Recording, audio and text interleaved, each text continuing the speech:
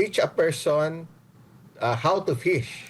Don't give him the fish. No? Ayun po yung parang ayuda. Yung bibigyan mo siyang isda, imbis na matuto siya mangisda. Pangmatagalan dahil kumbaga ang ating mga kababayan pa rin po no sa pinaka-recent survey ng Pulse Asia halos ganito rin yung mga lagi nating nakikita ng mga nangungunang hinaing ng ating mga kababayan. Nabanggit ko nga kanina sa pag-umpisa ng programa, nangunguna pa rin yung controlling inflation, increasing the pay of workers, reducing the poverty of Filipinos, at creating more jobs and fighting graft and corruption in government. Ito, maikukonekta natin ito sa lagay ng ating ekonomiya ng ating bansa. At ang isa sa talagang ginagawang hakbang ng pamahalaan na ito pong dole out, ito pong pamamahagi ng ayuda. Pang long term po ba ito, sir, na epekto? Yung pag-aaral kung ito bang naibigay na pera sa ating mga kababayan, kung nakatulong ba sa kanyang pamumuhay, possible pang matagalan or pang short lang din, and mas may nakikita ba kung pamamaraan na doon sa halaga na yon na pera na mas, kumbaga, merong dapat gawin ng pamahalaan na mas okay na pangmatagalan kumpara doon sa dole-out lang lagi po, Ginoong Michael? Ay, ito po, as the adage goes, no? Teach a person how to fish. Don't give him the fish. No? Ayun po yung parang ayuda. Yung bibigyan mo siyang isda, imbis na matuto siya mangisda. Ganito po yan. Nung temporary lang po yan, parang relief measure tulad ng panahon ng COVID, no, ng pandemic, pagka may kalamidad, no. At ngayon, 'di ba, yung mga poorest of the poor, alalayan mo, no, lalo yung mga nag-aaral, yung mga estudyante, syempre sisiguraduhin din na libre naman yung hanggang tertiary education, libre na sa government schools hanggang sa state colleges and universities, no. So sisiguraduhin na lang na yung tamang nutrisyon, no, para mabawasan yung dropout kasi mahirap din yung gutom yung wala laman yung sikmura, gutom, no? Paano masusustain yun, no? Yun, makatapos, ayun po yung objective, no? Pero syempre, pag nakaangat na, ano po yan, parang relief measure, hindi naman po talaga yung objective, you help the poorest of the poor to eventually become more productive members of society, magkahanap buhay, at kaya na nilang bumangon, 'di ba? On their own, and magkikita na sila. Yun po yung mas structural kaysa yung 'di ba, yung hindi naman pangmatagalan yung halimbawa yung puro ayuda na lang. Hanap buhay, yun po yung importante, no? Yung ipapunta po doon sa lalo na yung mga kabataan na no, yung mga younger generation, siguro yung matapos sa pag-aaral at magkahanap buhay, kikita na, at angat na sila sa kahirapan, pati yung pamilya nila. Yun po talaga yung sustainable po doon. Opo, siguro bilang panghuli, kaya naman po na makabawi pa sa remaining 3 years kasi ang sinasabi nating pamahalaan, gumaganda yung ekonomiya, pero kabaliktaran po sa mga sinasabi din, kung pupunta ka sa laylayan, pupunta ka sa ating mga kababayan, iba po yung kanilang mga sinasabi po patungkol sa ekonomiya, antas ng ekonomiya. Kasi ang pinakamadaling maintindihan ng ating mga kababayan, pag ekonomiya maganda, gumaganda ang ekonomiya, yung kakayanan nila na makabili sa murang halaga sa kanilang mga usual na binibili po, Ginoong Ricafort. Opo, yun po yung kung ano yung mga measures, no, yung mga reform measures, yung mga policy interventions, ay naman po talaga yung trabaho ng pamahalaan to ensure conducive yung business environment, no? Yung presyo ng bilihin, ayan, kaya nga napasa yung mga maximum suggested retail price, no, para talaga siguraduhin bumaba yung presyo ng bigas. Tinry din po yun sa pork products dahil doon sa ASF, no?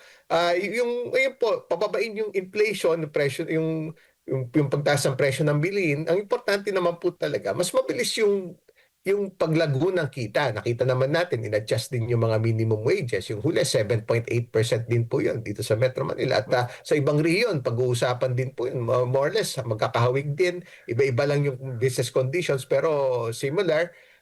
Magmula noong 2022, 2023, 2024, yung average increase po ng minimum wage between 6 to 7%.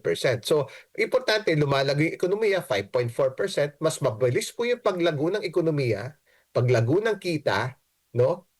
Kaysa doon sa pagtaas ng presyo ng bilihin. Yun po importante, no? Yung kikitain ng mga tao, siyempre, hanap buhay, no? Mas maraming trabaho, and you'll be able to do that pag you attract more Opo. foreign direct investments, local investments, and at the same time, ano rin, yung ano, lalo yung agricultural sector, yung productivity nun, dapat maging profitable din sa mga farmers para talaga umangat yung ranking natin, yung bansa natin umabot sa middle income country status. Kasi imagine niyo po, 20% ng total workers sa ating bansa nasa agricultural sector.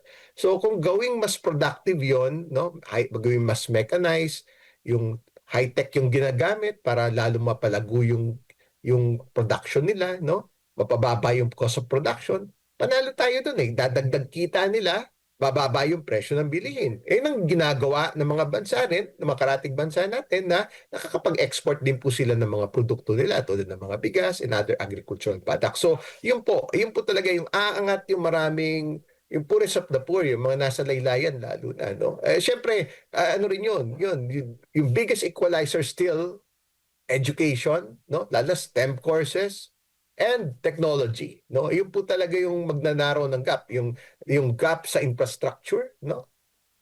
Pag pinaigting pa po yan, yung mga mass transport system, yung modernized na airports, no? Yung mga mabawasan yung traffic congestion at i-boost yung productivity ng economy, mag-attract tayo ng maraming foreign tourists, no? In the process, more foreign direct investments. Maglilika po yun ng maraming oportunidad, mga trabaho, no? Tapos meron din pong choice yung mga ating mga kabayan kung gusto nilang it's a matter of choice. Pwede rin sila magtrabaho, whether locally or abroad.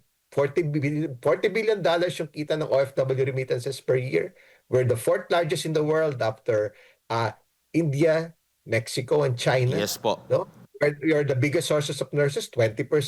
We're the biggest sources of seafarers, yung mga maritime workers, no? Yung mga nagbabarko, 20 to 25% sa buong mundo. Aging population po kasi yung buong mundo. Kaya, yan, it goes to show yung STEM courses, even BPO, we're number 2 in the world. After India, $40 billion. It's employing 1.82 million Filipinos right now. Comparing it to 21 years ago, it was just 100,000 Filipinos yung employed ng BPO. Ngayon, 1.82 million. Dati kumikita lang po yun ng $1 billion per year in 2004. Ngayon, $40 billion this year. Last year, it was like 38 billion. 2 years ago, mga $35 billion. And turismo, kumikita po yan ng $13 billion. That's a record high. Kaya yun po yung mga importante pong mga kailangan natin i-considera, no? Mga may, yung STEM courses, tingnan nyo, yung mga in an aging population worldwide, whether ma-deploy overseas or locally employed, no? Kahit sa local industries natin and businesses at sa government. So, importante po yung teknolohiya, no? Yung having the STEM courses in the age of, lalo na, AI, no? Maka-adapt po may core skills yung mga kababayan natin. Makaka-adapt sila. And kasi bansa natin, tinatarget natin yung higher end na mga industriya, no? Bukod sa BPO, di ba? Mga shipbuilding, sila Tsuneshi, matagal na yan dito, shipbuilding sa Japan. Kasi we have the supply of labor, yung mga skilled workers, engineers, no? At a lower cost compared to developed countries nearby like yung Japan, Singapore. So yun po yung pinoposisyon natin, yung higher skills. No? Kaya STEM courses is very important. Ayun po yung nakita naman natin yan, maraming taong umangat sa kahirapan, no? Umangat sa poverty dahil nabigyan silang oportunidad. Yun po yung trabaho ng pamahalaan, to open doors of opportunity, no? And to ensure yun, yung mga binanggit po natin, yung mas marami makatapos sa pag-aaral, sa poorest of the poor, para maiangat po yung mga pamilya nila sa kahirapan. Opo, kahirapan sir. Pero alam mo naman, marami pa rin sa ating mga kababayan sir, hikaos pa rin ngayon yung mga programa sa unang 3 taon hinggil sa ayuda. Marami pong mga ekonomista ang pumapalag doon, Sir Mike. Pero ewan ko kung anong magiging target ng 20th Congress. Baka magkakaroon na naman ng mas marami pang ayuda, no, sa paparating na Kongreso. Yun po talaga, kailangan ano rin. Kasi it's a delicate balancing act kasi lumalaki din po yung utang ng bansa, yung budget deficit. Kailangan din po i-manage yun eventually, no? At yun, to ensure, ano siya, kumbaga dapat it's really meant na aangat talaga. Yung parang ano yan tutulungan mong matuto mangisda yung tao, yung maghanap buhay. Magkaroon eventually ng trabaho, kita, At hindi na lang aasa na sa pangmatagalan. Ano lang yun, relief lang yun eh. Relief, no? Hanggat maaari. Pero it should be enabling, empowering, and yun, that is something more constructive kaysa yung, ano, di ba, yung dependence ba, kumbaga, no? Yung bibigyan mo lang ng, yun nga, ano yun, it's biblical in the sense na it's like yung adage na yun, no? Actually, it's not, ano eh, kumbaga parang proverb pa nga yun. Sa China pa nga yata yung proverb na yun, di ba? Kung binigyan mo ng isda, no? Ay, mabubuhay lang yung tao in a few days. Kung tinuruan mo mag-isda, yung kabuhayan niya pang matagalan habang buhay. No? So, yun po yung prinsipyo po doon pagdating. Kasi syempre, inuutang din po ng bansa natin. Budget deficit po tayo. Mas malaki po yung ginagastos kaysa kinikita at utangin din po yun. Kung idadagdag din po yan sa budget item. So it's something that's a very delicate balancing act, kumbaga, no? Na kailangan, this should be treated with caution also and treated delicately, no? Dahil syempre may implication din yan sa finances ng ating bansa. At the same time, ang tanong doon, kailangan na sustainable ba yung pag-unlad ng kabuhayan ng ating mga kababayan. Yun po yung importante, yung na marunong na sila eventually papunta sa direksyon na mas marunong na po silang kumita, no? At may kabuhayan at yun, sustainably, angat po talaga sila sa kahirapan. Hindi yung ano, 'di ba, yung abot puro handouts lang, dole outs, etc. Yun po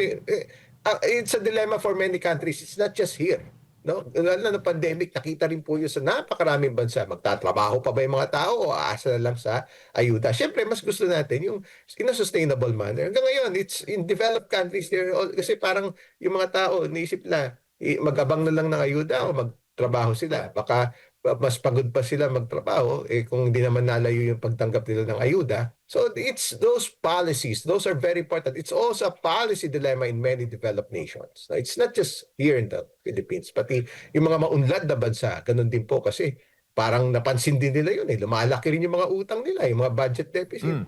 Napansin din po nila yun. Even the most developed economies, no? Kasi na-highlight lang yan noong pandemic. Tapos syempre, tapos na yung pandemic, di ba? Opo. Napansin nila, lumalaki din yung mga utang nila, pati budget deficit. So, those are delicate policy. Dapat should be treated with caution kasi case to case din di ba? Kung talagang may kapansanan, to no choice talaga. Pero pag may kakayanan naman, malakas yung tao, no, na doon papunta yung policy, makapaghanap buhay po talaga in a sustained manner. Opo. Sir Mike, maraming salamat po sa inyong panahon at mabuhay po kayo, sir. Opo, maraming salamat din po at mabuhay po sa inyo.